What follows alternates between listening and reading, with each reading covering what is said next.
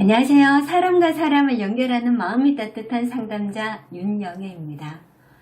오늘은 저희 상담실에 많이 오는 아동 청소년과 관련된 이야기를 좀 하려고 하는데요. 청소년 상담과 관련돼서 일반 상담자들도 어려움을 많이 겪고 있고 실제로 부모님들도 많이 어려움을 겪고 계시는데요. 그들을 위한 약간의 이해라고 할 수 있을까요?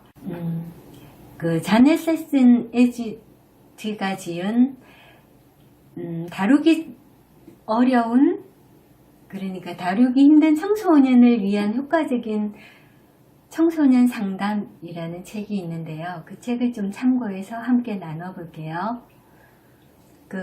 상담자가 내담자에게 의미 있는 존재로 인식되는 것의 중요성에 대해서 이야기를 좀 하고자 하는데요. 친절한 성인의 어떤 선한 제스처를 편안하게 받아들이기 어려워하는 청소년들은 성인에게 도움을 받는다는 것 자체가 자신의 허술함과 성인의 위로와 지지에 대한 필요를 인정하는 것이기 때문이라고 합니다. 자기 또래에서 가지고 있는 여러 가지 문제들이 현재 자기의 어떤 가장 큰 문제점이 될 수가 있는데, 그걸 어른한테 도움을 받는다고 하는 것 자체가 그 아이들에게는 자존심이 상하는 일이 될 수도 있을 테니까요. 그리고 심리치료에서 오는 이점을 슬쩍 취하는 태도를 취한다고 하는데요. 그들이 자신의 체면을 지키는 방식이라고 해요. 체면을 지키는 방식이 어른들 도움을 받아서 난 표시가 나게 달라졌다라는 말을 듣기가 싫은 거겠죠.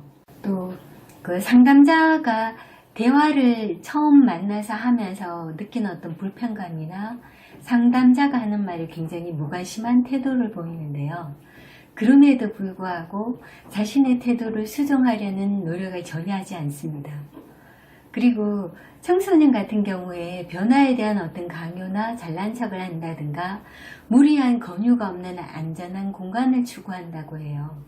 그래서 상담자의 지나친 열심은 오히려 방해가 된다고 합니다. 그리고 청소년들 같은 경우에 대부분 비자발적 내담자인데요.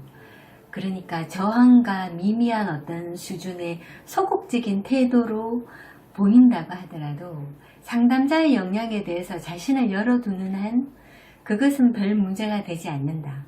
그러니까 부모님들도 아이들이 보이는 태도가 다가 아니라 엄마에게 아니면 아빠에게 마음을 열어두는 한은 아이들이 보이는 특징이라고 받아들이시면 좋을 것 같습니다.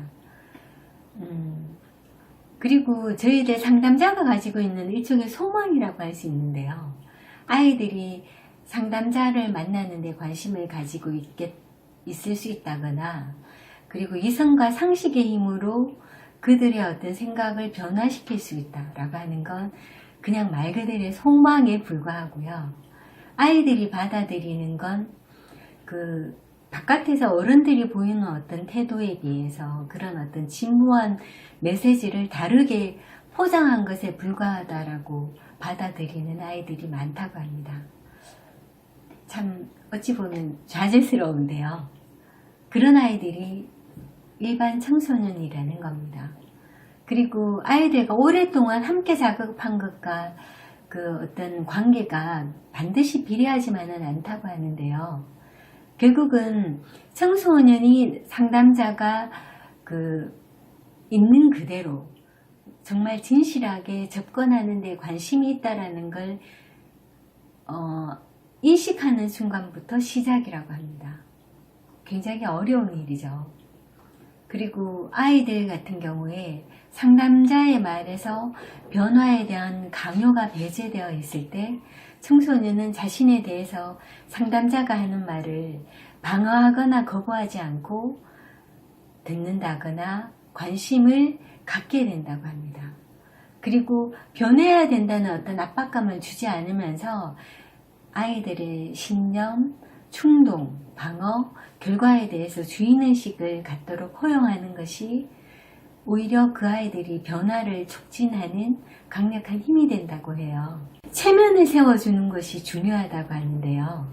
겉으로는 마지못해 하고 또 무관심하고 성을 잘 내는 것처럼 보이지만 실제로 그 아이들이 나는 어떻게 하면 좋을지 모른다라는 겁니다. 그렇게 보이는 행동 자체가요. 그리고 또 다른 문제는 그들이 어찌 보면 아이들이 자신의 체면을 잃지 않고 그 체면을 잃지 않고 싶어 한다라는 걸 어른들이 잘 몰라서 그러는데, 그런 체면을 잃고 싶어 하지 않는 욕구를 존중해주고 그런 상태를 고려한 그 변화의 방법을 제시받은 적이 별로 없다는 거예요. 그런 어떤 것들을 상담실에서 상담자가 챙겨준다면 훨씬 그 아이들이 상담자에게 다가오는 속도가 빨라지겠죠. 아이들에게는 그 청소년들이 깨지기 쉬운 체면과 자율성을 지켜주면서 그 해묵은 이상에서 벗어날 수 있는 출구가 필요하다고 하는데요. 그랬을 때 그 말을 잘하는 아이들과 말을 잘 하지 못하는, 그러니까 좀 위축되어 있는 아이들, 그러니까 자기 표현을 잘 못하는 아이들과는 접근 방법이 달라져야 된다고 생각되는데요. 조금 더 관계적이고 조금 더 활발한 아이들, 그래서 자기 관점을 발전시키는데 조금 더 관심을 보이는 아이들에게는 조금 상담자가 적극적으로 그 아이의 문제를 다루어 주는 것이 필요하다고 생각이 듭니다. 예를 들어서 제가 만난 아이 중에는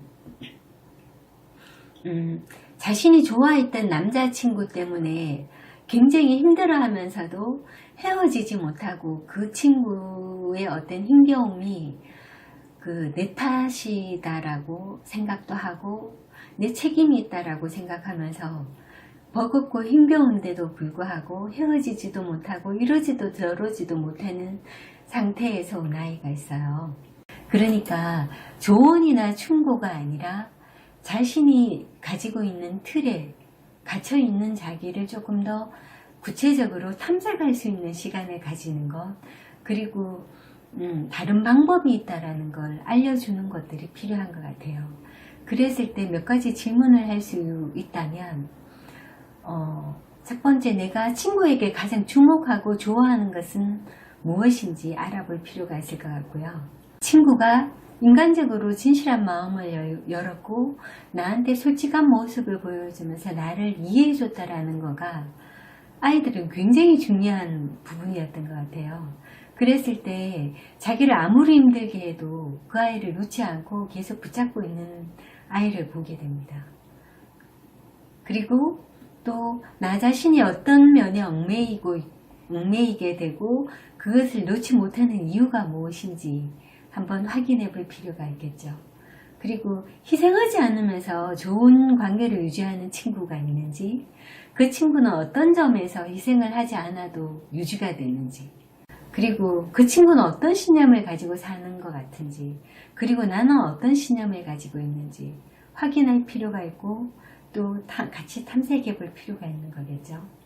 그리고 내 탓을 하고 나를 힘들게 하는 친구와 나에게 필요한 부분은 어떤 것이 있는지, 그러니까 어떤 문제가 발생했을 때 함께 기여한 바가 있고 그 친구도 기여한 바가 있음에도 불구하고 왜 나는 계속 참고 견디기만 하고 있는지, 그리고 나에게 심리적 유연성이 필요한 부분은 어떤 것인지 확인해 볼 필요가 있겠죠. 그러니까 나도 힘들구나 하는 걸 알아주는 거, 그리고 나도 배려받아야 된다, 그리고 나도 존중받아야 하는 거구나, 그리고 나도 요구할 수 있구나, 도움을 요청할 수 있구나 라는 걸 아는 건 굉장히 중요하다고 생각이 드는데요. 내가 그걸 이해하지 못했구나 라는 걸 인식할 수 있도록 도와주는 거 좋을 것 같고요. 책임은 함께 지는 것이지 나만 지는 건 아닌 거죠.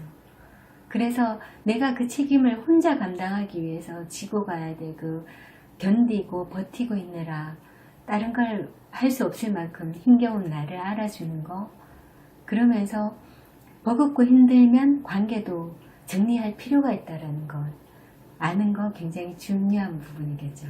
이 지금 제가 한 이야기들은 나름 자기의 이야기를 잘 하는 아이들의 경우에는 이런 질문들을 하게 됐을 때 아이들이 굉장히 구체적으로 생각하게 된다는 거예요.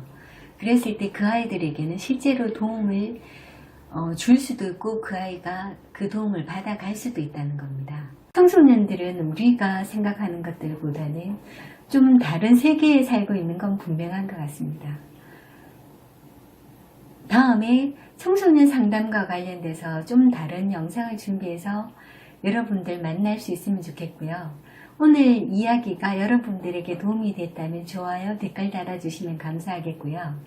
제가 지금 운영하고 있는 치유와 성장 심리상담센터 한번 방문해 주시면, 그러니까 블로그나 홈페이지 방문해 주시면 감사하겠습니다.